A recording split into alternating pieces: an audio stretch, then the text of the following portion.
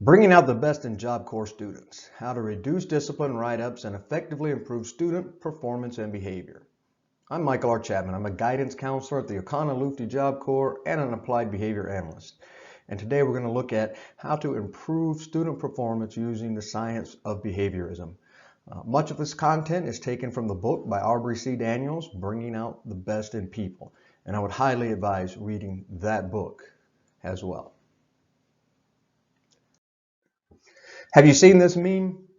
The beatings will continue until morale improves. Let's ask ourselves the question, is this how our students see us? I'm afraid all too often it is. As if we're a drill instructor telling them to improve their morale. Unfortunately, this is not the way to improve morale. So today let's continue and look at just exactly how we can go about doing that. First of all, we need to understand that we should never blame students for poor performance. This may seem counterintuitive, as it seems like it's their performance and their responsibility. So who else should we blame? Well, we need to understand the principles of behavior. And first of all is that behavior is a function of the environment, not just a choice people make. Yes, people make choices, but they make choices within their environment. And the environment is everything in the surroundings of the student. It's the temperature of the room. It's the arrangement of the room. It's the other people that are around them. It's everything that surrounds a student. And all behaviors are learned through an interaction with an environment. Every behavior you do, every behavior I do, every behavior a student does, we do, has an interaction within our environment. And the things that reinforce us in that environment we'll continue to do. Things that we don't like to happen, things that might punish us in that environment, we'll stop doing. Mark Twain famously said that a cat will not jump on a hot stove twice. And he said, in fact, he won't ever jump on a stove again after it's hot because he's learned the stoves are hot. He interacts with that. Now, as leaders, we are the ones that are responsible for the environment. If behaviors are occurring that are unwanted, we need to change the environment, not the student. Often we think students need to change. Students need to get on board. Students need to act right. Students need to follow the rules. And that student needs to change to do that. Well, if you want to try to change the student, you can try, but good luck with that. You're not going to have a lot of power over what students do or not do. But where you do have control is over the environment and arranging an environment that is reinforcing to a student. We change the environment then, if we want to change the environment, and we do by changing the consequences that happen with the environment. People respond to consequences. People respond to the things that happen in an environment. We have control over the environment. We have control over the consequences of the environment. And we need to arrange them in such a way that we get the performance and the behavior that we want, because behavior is a function of consequences. As leaders, we're responsible for applying the consequences. If behaviors are occurring that are unwanted, we need to change the consequences of the behavior, not the student. Again, you can try to change the student. It's going to be difficult. It's a lot easier to change what you can control, which is the consequences. Thirdly, behavior can only have one of two consequences. Behavior is either reinforced or it's punished. It's reinforced or punished. One of those two things occurs. Reinforcement will always increase behavior. And in fact, the only way we know if something is reinforcing is because the behavior increases or it continues. That's the very definition of reinforcement. Reinforcement causes behavior to continue or to increase. If you think you gave a positive reinforcement, but the behavior does not continue or increase, it wasn't reinforced. It wasn't a reinforcer for that person. For example, if you think, say we offer a student, give them a chocolate bar for cleaning up an area, but they don't ever clean up that area again, then it was just a good chocolate bar. It wasn't necessarily a positive reinforcement for doing that activity. Punishment, on the other hand, will always decrease behavior. The only way we know then if something is a punishment is if the behavior decreases. If you apply what you think is a punishment, but the behavior continues, then it was not a punisher. For example, if you write up a student for not cleaning their dorm room, but they continue to not clean up their dorm room, the write-up was not an effective punisher. It was just an annoyance, probably. We need to avoid punishment as much as is possible. We really don't want to always be putting students on the rack or giving them the feeling that they're on the rack. You see, punishment will stop undesired behavior, but it does nothing to improve performance. In fact, punishment is used because it effectively stops behavior immediately. Sometimes that's necessary. Sometimes we have to do that. But punishment on its own does nothing to improve performance. And we really want to do more than stop students from doing undesirable behaviors. We want to create an environment in where their performances can improve, where they can learn new skills. You see, punishment is only effective in the presence of the punisher. When the punisher is present, then the behavior is on, right? When the staff member's in the dorm room, then behavior is going to happen as you want. As soon as the person leaves, things may revert back to something else. For example, if you're driving down the highway doing 85 miles an hour and you observe a police officer, what do? You immediately slow down. And then as soon as he's effectively in your rear view mirror, you can speed back up to your 85 miles an hour because the punisher is no longer there to enforce the punishment. You see, punishment doesn't tell people what you want them to do. It only tells them what not to do. And we want to begin to tell students what they can do, what they should be doing, how to do it, not just what not to do. We want to try to avoid punishment as much as possible. Now, punishment is appropriate when necessary. But even when punishment's applied, it should be followed with teaching. It should be followed with teaching appropriate behaviors and positively reinforcing the desired behavior. And that way we will improve performance. Aubrey Daniels, who much of this teaching is based on, said this: one of the problems with the use of punishment and penalty to stop behavior is that when they stop, if an alternative behavior is not reinforced, the old behavior will recover. And technically, recovery refers to the fact that punished behavior will return to non-punished levels when the punishment or penalty is stopped.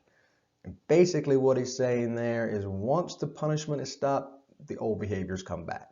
If you don't teach a new behavior, if you don't positively reinforce the behavior you want, and you just use punishment, that behavior won't go away. It'll stop, but it will come back, and sometimes with a vengeance.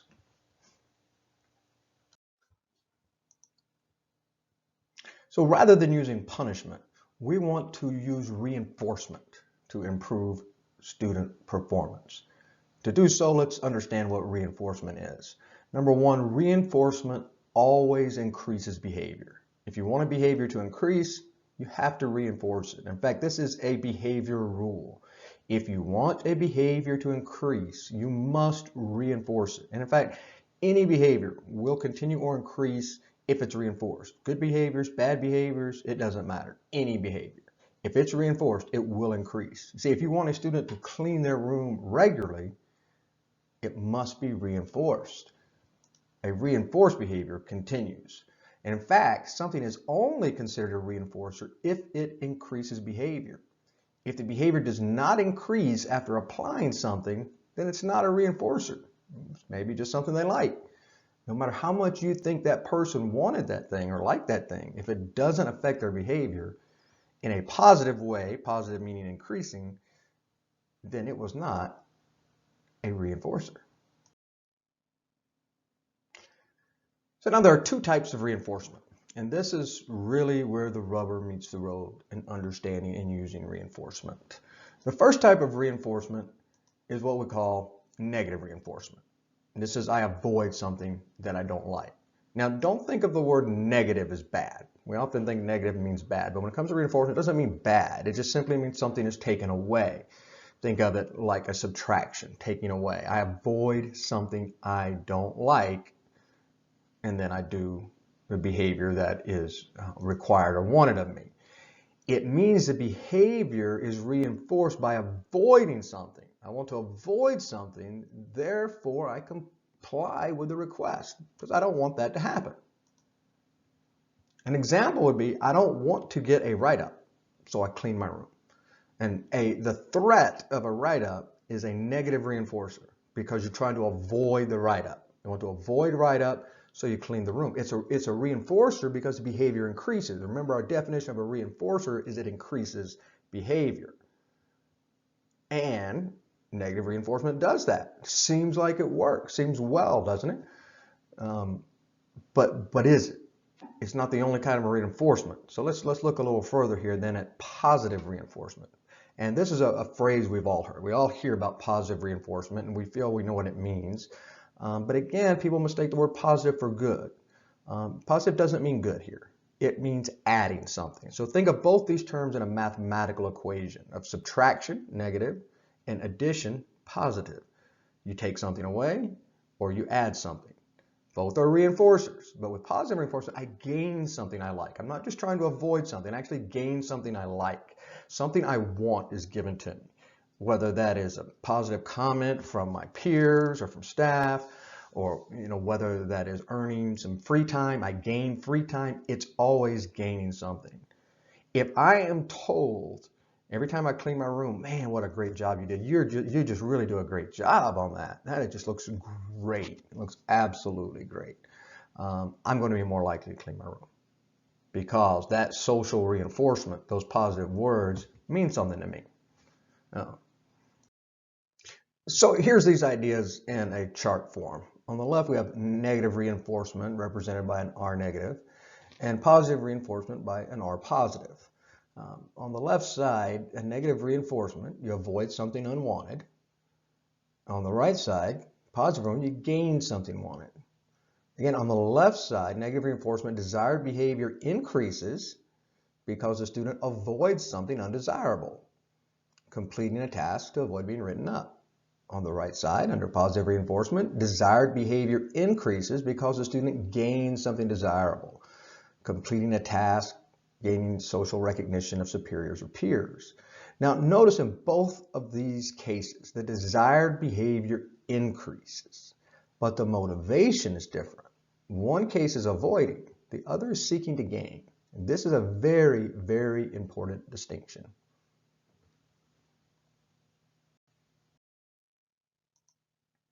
So let's use a couple of examples to illustrate this difference between negative reinforcement and positive reinforcement. So let's take a behavior that needs to be changed. A student oversleeps. Say they're constantly oversleeping and being late for accountability meeting. So let's look at two possible interventions. The first would be what we would call a negative reinforcement. You could write the student up. Actually, you threaten to write the student up. Once you write them up, that would technically be a punishment, but threatening to write them up. If you don't get up on time, if you don't get to that meeting, you are going to get a write-up. So what's the focus of the intervention here? The focus is what the student should not do, oversleep. And rightly so, they should not be oversleeping. So isn't this good? Well, notice the results. The behavior will probably improve. It will probably increase in the next day, possibly two. If they're a self-motivated person, it may extend longer, possibly. So it will increase the behavior. Question may be for how long. Now, one of the results is, with negative reinforcement, is the staff will likely be angry. The student will likely be angry at the staff member. Which staff may say, well, I don't care. They can be angry at me. They needed that. But it's not a good feeling to have. It's not something we want to engender. We don't want to engender feelings of anger. The student is also very likely to revert to oversleeping again once the pain of the write-up has been forgotten. And so then what happens again? Then the cycle repeats and the student gets written up again. and again until they end up in a board review. Because what have we done here? We've just focused on what the student should not do. We have increased the behavior as long as we continue to threaten the write-up and then give a punishment of the write-up. That behavior of oversleeping would stop for a while.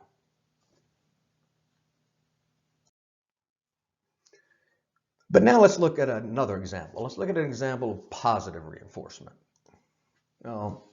Here's something you could do for a student like this. You could design a reward system where the student, if the student wakes up on time for 5 days in a row, he'll receive a positive behavior point. He'll earn a positive, right? So maybe that's something the student wants to work for. So, and it'd be important to have the student chart and check off each day they wake up on time and to verbally praise them. Oh, you did a good job. To give them a verbal. This would be positive reinforcement. That each day they got up on time, you give them praise for that. You mark on a chart a point for them, and when 5 are done, they may earn some reward. Now, notice here the focus of the intervention is on what the student should do. What does the student need to do? It needs to wake up. Before we were avoiding oversleeping, you should not oversleep, but you should wake up. So the focus is on what the student should do. The result is the student behavior of waking on time should improve over time. And the student will then have the feelings that the staff is being helpful to them and not punitive, which will engender positive feelings within the student. A positively reinforced behavior then is more likely to become a habit. And that's what we want to create. Improved performance, good habits, good work skills.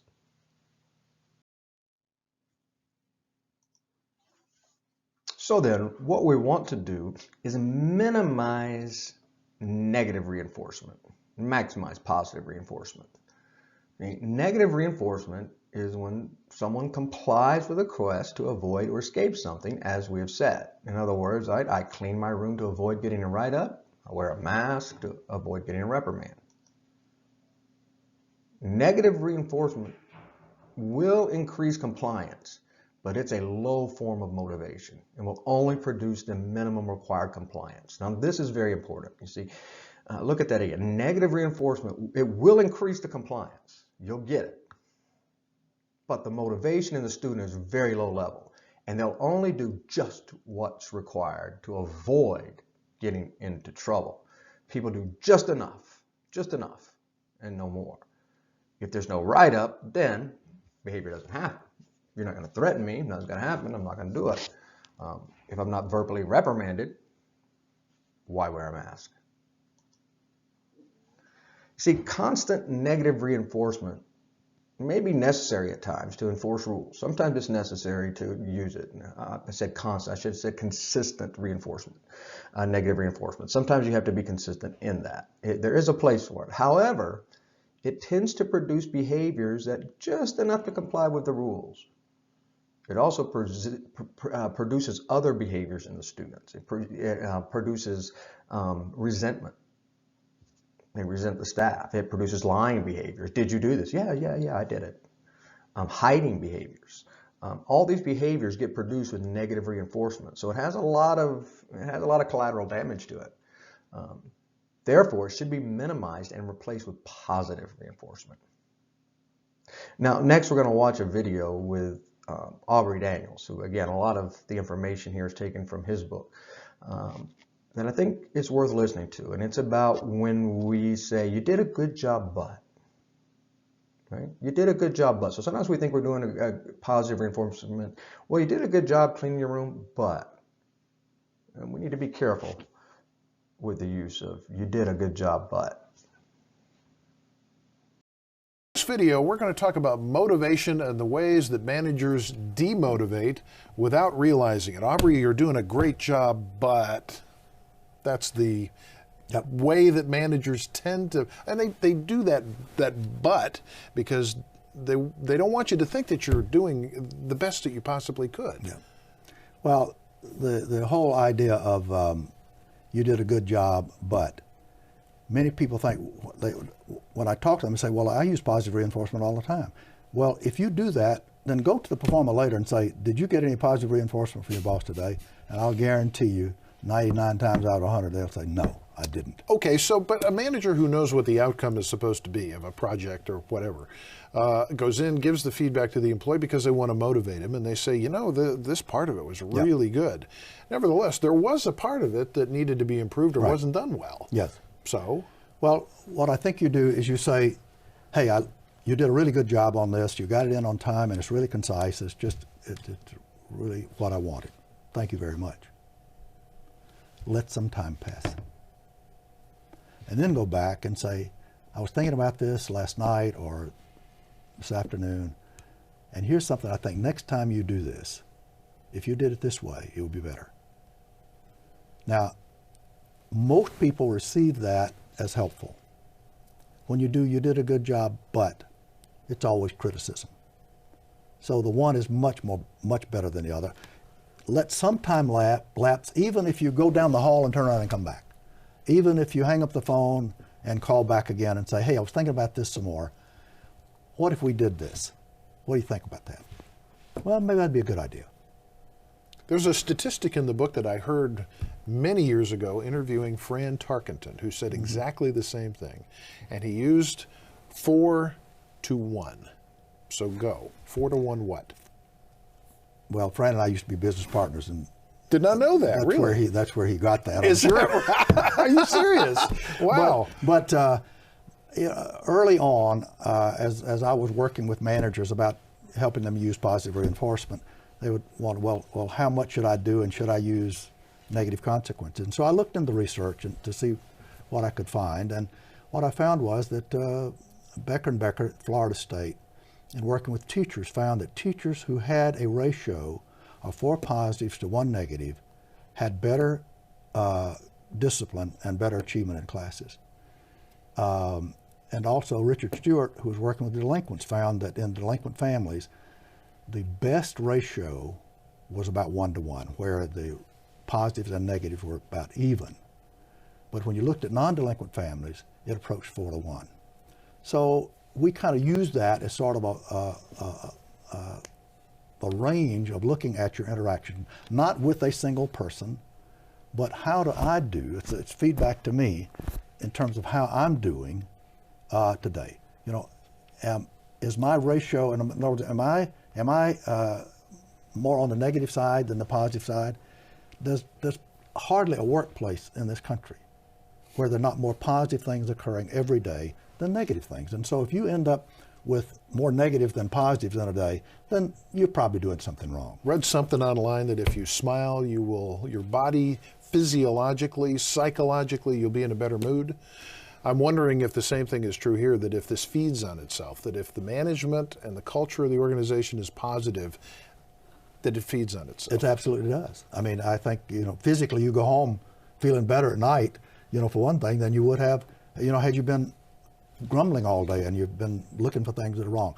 It's not that we ignore poor performance or things that could be done better. The issue is, how do we address it? You see, if we begin to positively reinforce people for what they're doing well, they want to do more things well. And that begins to take care of some of the things that are not done well, because we spend more of our time doing things that pay off. Okay, let me ask you, when you got a project that fell apart, that was a disaster, you didn't get the business, or if you delivered the product, it was just riddled with problems. Management circles back around after that event is finished and does what? Well, what you want to do is to look what you did well, in addition to what can we do to improve next time. So rather than being critical of what we did, we want to say, here's our opportunity to improve. And rather than point fingers at people and you didn't do this, you didn't do that, say, okay, that's already done. What can we do now to make sure that next time we do it better? And when you do that, people are more energized by that than the typical event where we sit and we critique what we've done. The whole word critique is not really what we're trying to do. We're trying to figure out how to do this better. And I think if you go in with that attitude, you get a much better response. Aubrey, thank you. This is another in a series of videos from Aubrey Daniels International based on the book Oops! Management Practices That Waste Time and Money and What to Do Instead. Available now online at aubreydaniels.com.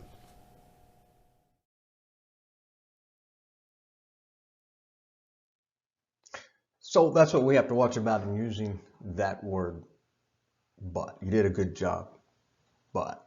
That could be down along the lines of negative reinforcement.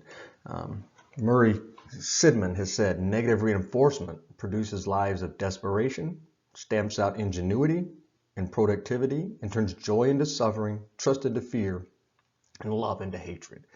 And that's not what we want to happen. We want to increase ingenuity. We want to encourage it. We want to increase productivity. We want to have joy on the job. So we need to avoid negative reinforcement at all costs. And we need to avoid using "you did a good job, but," because that undermines anything that might have been positive in the reinforcement. So how can you know if negative reinforcement is taking place in your environment? Well, one of the ways you can tell is by the way people talk. See, there's certain talk. The way people talk indicates if negative reinforcement is happening. When an environmental culture is based on negative reinforcement, there's certain things you'll hear from the students and from the staff. You'll hear students saying things like, "Oh, they expect too much. The rules are unfair. There's a lot of pressure here. It's too hard. They don't understand." These are telltale signs that negative reinforcement is happening within the students. You'll also hear staff members say things like, they don't have to be here. It's their choice. It's their responsibility. They don't like the rules. They can just leave. See, that's showing negative reinforcement. And again, it's focusing on what students should not do rather than what they should do. So think about the talk that goes on around you. If you see these kind of phrases coming up, it's probably an environment that is inundated with negative reinforcement. These managers manage with negative reinforcement. And the science tells us very clearly that negative reinforcement never gets the best out of people. The problem is that when you use negative reinforcement and punishment, you see an immediate response. The long-term response, though, is not good. In other words, people will give you enough to escape that negative interaction, but they really won't do their best. The point in the book is there are hidden costs that tend to get overlooked that add up to far more than that immediate jolt of productivity you get when you're being yelled at. Yes. And, anybody can think about a boss who's yelled and screamed at them, or who's been tough, or what they would even call mean, and how they responded. And they did their job, but they thought of other things they could do that they said, "Nah, I don't think I'm going to do that." And yet, do you have to be... He's a really nice guy. I sure like working for him. Does that in and of itself mean that you're going to get the most? Just being a nice person doesn't guarantee that you're going to have good performance. And this is why I talk in the book about the fact that if you don't understand the science of human behavior, then you make mistakes on both sides. There's a place for negative consequences in the workplace. There's a place for positive consequences, and certainly it's important to know the difference, when to be positive and when to be negative. Somebody who is nice all the time is not going to be effective, I can tell you that. Because there are occasions where somebody needs to be told, no, don't do that. But the fact of the matter is that we want the culture that is focused on what people are doing and what people are doing well. Comes back to positive reinforcement. Absolutely.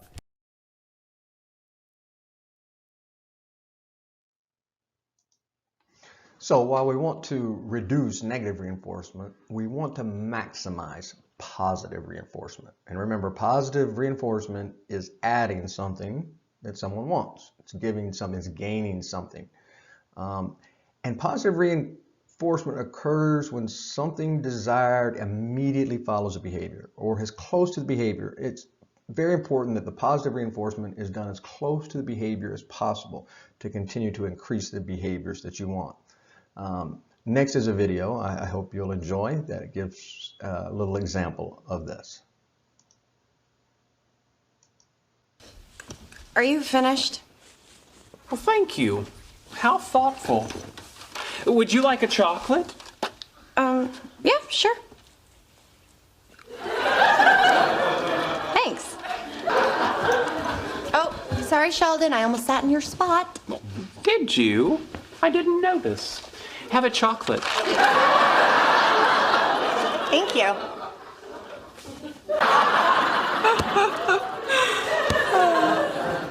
You're here a lot now. Oh, am I talking too much? I'm sorry. Zip. Thank you. Chocolate? Yes, please.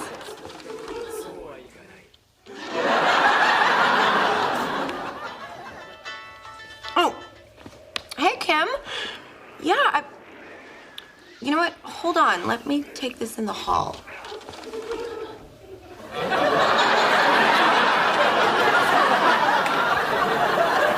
You'll never guess who they got to replace you at work. Okay. I know what you're doing. Really? Yes. You're using chocolates as positive reinforcement for what you consider correct behavior. Very good. Chocolate? No, I don't want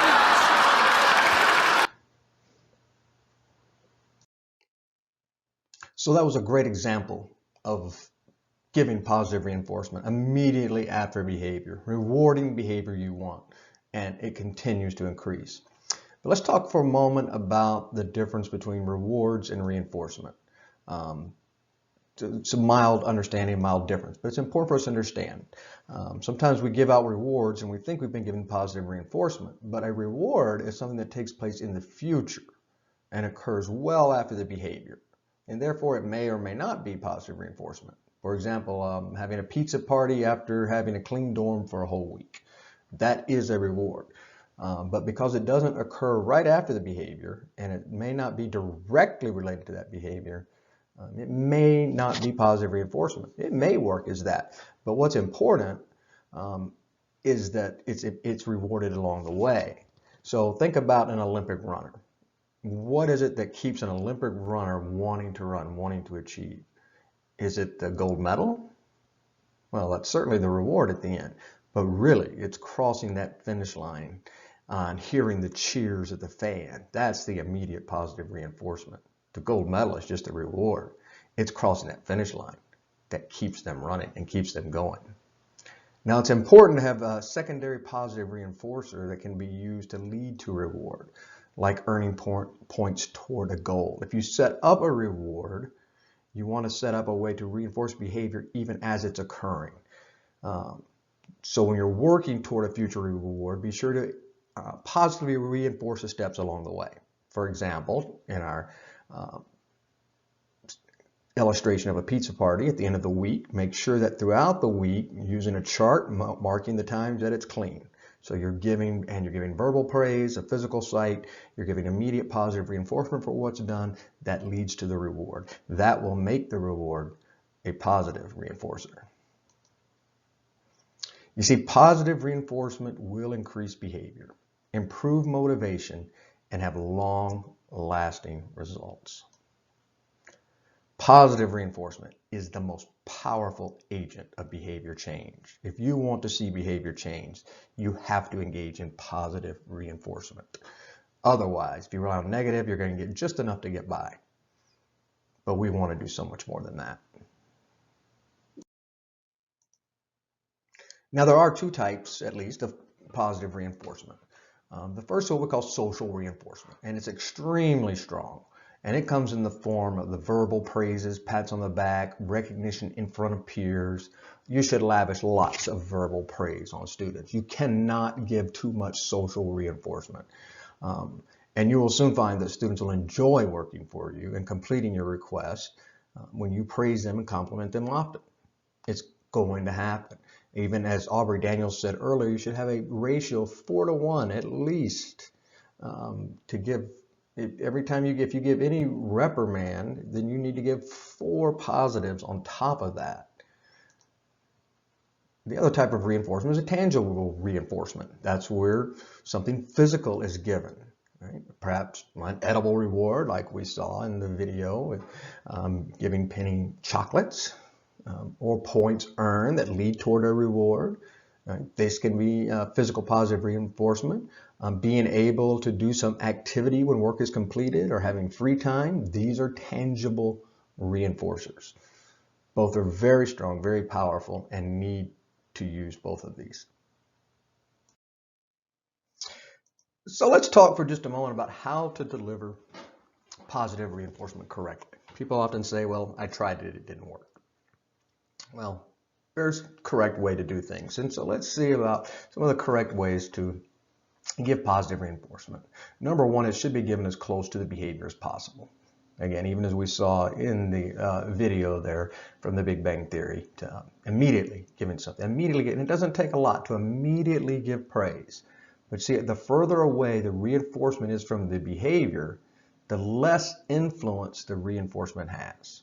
It can come later, but the further you get, the influence is less. You need to do it immediately, as close to the behavior as possibly. Because you can also run the risk of inadvertently reinforcing different behaviors.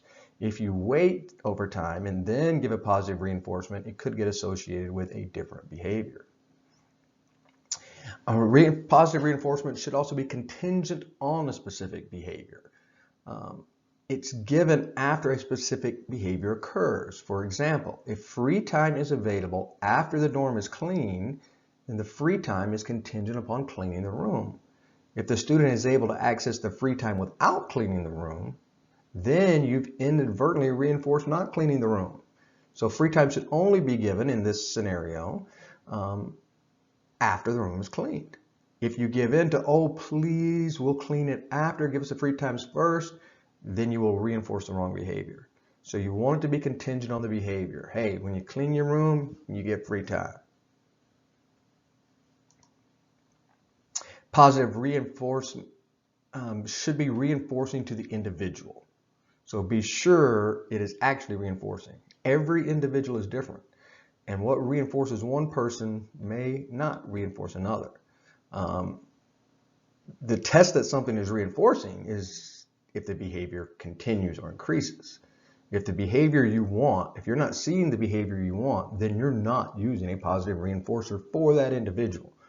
So you have to work out and figure out what is positive reinforcing to that individual. Some people thrive on social attention. Some people thrive on gaining access to things that they want.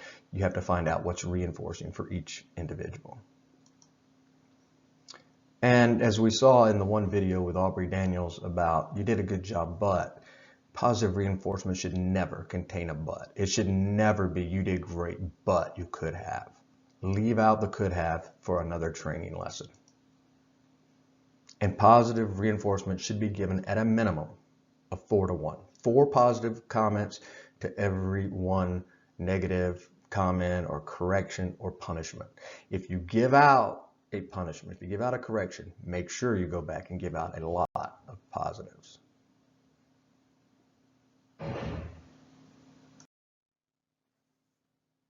Aubrey Daniels has said positive reinforcement maximizes performance, while negative reinforcement gets a level of performance that is just enough to get by, just enough to escape or avoid some unpleasant consequence. So let's be mindful of giving positive reinforcement to our students so that we can maximize their performance. Thank you very much.